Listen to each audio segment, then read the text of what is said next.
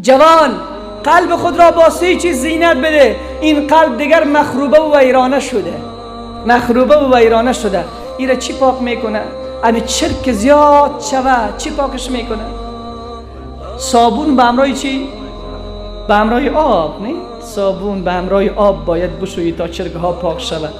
پس میدانیم که اگر قلب زنگار گرفت، اگر قلب چرک شد، اگر قلب غبار گرفت، اگر قلب آلوده شد، چی چیز پاک میکنه؟ ذکر الله و گریه های از ترس الله. مولانا خدا رحمتت کنه. تا نگیرید ابر کی خندد چمن، تا نگیرید طفل کی نوشد لبن. طفل یک روزه همی داند طریق. طفلک از مادر دور شد گرسنه شد چی میکنه؟ گریه. مادر میداند که طفل گرسنه شده.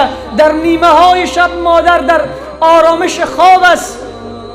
وقت صدای طفلش بلند می شود دیگر کار نمی کند، مستقیم می رود و پستان خود را به دهن طفل می دهد. طفل آرام می شود. طفل یک روزه همه داند طریق، که بگرید تا رسد دایه شفیق. تو نمیدانی که دایه دایگان، کی دهد بگریه شیرت رایگان.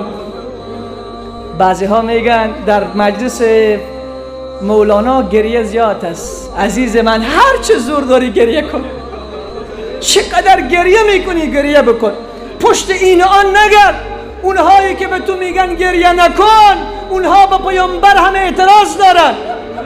گریه کن تا که خندان شوی. گریه کن تا نگرید طفلک حلوا فروش. بحر بخشایش کجا آید به جوش؟ نمیشود بدون گریه. طفل را آوردن فریاد و گریه میکرد پیش حضرت شاه عبدالعزیز محدث دهلو.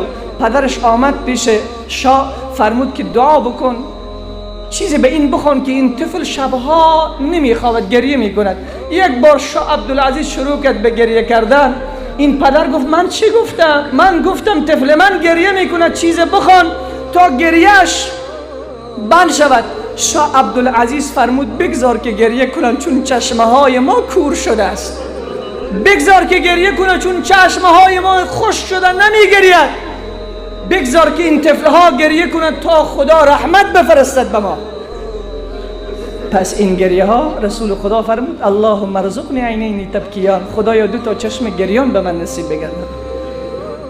فرمود قلب خود را با 3 چیز زینت بده. اول چیزی که زینت قلب تو هست راستی و صداقت هست. چی هست؟ راستی و صداقت. قسمی که با الله صادق و راست هستی. با الله خود صادق و راست باش، با بندگان الله هم صادق و راست باش. دوم اخلاص. سوم یکی ششم بگوی. میشه یک چیزی گفت؟ تقوا. ماشاءالله آفرین. 3 چیز را قلب را زینت باید داد. اولش بلند صداقت و راستی، هم با الله هم با بندگان الله. دوم اخلاص. سوم تقوای الهی. التقوا ها هنا. رسول الله اشاره کرد تقوا اینجاست. یگان کسی در ظاهر تقوا میکند ولی در باطن بی تقواست. در ظاهر باید تقوا داشت، در باطن هم باید تقوا داشت. پس فرمود قلب خود را زینت بده با تقوای الهی، با اخلاص. این قلب جلا پیدا می کند، این قلب منور از نور می شود. بعدش فرمود فرزند عزیزم، فرزند گل، با 3 چیز زندگی بکن. با زبان ذاکر، با قلب شاکر، با بدن صابر. با زبان ذاکر، با قلب شاکر، با بدن صابر. گفت فرزندم این هست نسخه قلب تو. اگر این را تو تجویز کردی و به این عمل کردی، پس از تمام امراض و دردها و رنجها و ناملایمتی های دنیا و بی صبری ها از همه نجات پیدا میکنیم. اون وقت دیگر غمگین نمیشویم.